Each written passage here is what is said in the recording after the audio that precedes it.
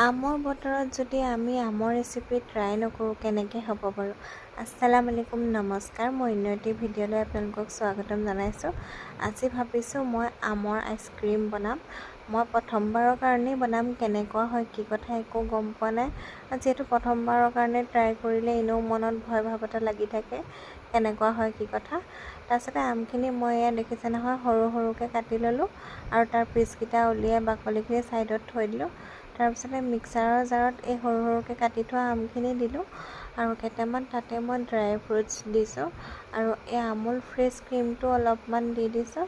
আৰু আপোনালোকে ইয়াত চেনি দিওঁ বুলিও চেনি ব্যৱহাৰ কৰিব পাৰে, কিন্তু মই দিছোঁ কনডেন্স মিল্ক আৰু প্ৰথমবাৰৰ কাৰণে দিছোঁ, যিহেতু কি হয় কেনেকুৱা একো গম পোৱা নাই।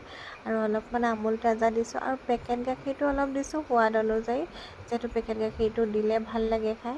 আৰু এতিয়া মোৰ এইখিনি মিক্সাৰত মৰা হৈ গ'ল। এতিয়া মই টিফিন এটাত গোটেই ৰাতিৰ কাৰণে থৈ দিছিলোঁ। নেক্সট দিনাখন মোৰ আইচক্ৰীম ৰেডি হ'ল আৰু এতিয়া মই খাই চাওঁ কেনেকুৱা হৈছে। খাবলৈ পিছে ইমান বেয়া হোৱা নাছিলে, ঠিকে আছে, কিন্তু অলপমান মিঠাটো কম হ'ল।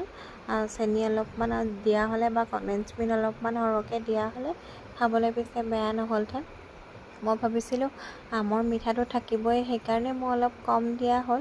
আৰু আমটো পিছে ইমান বেছি মিঠা নাছিলে।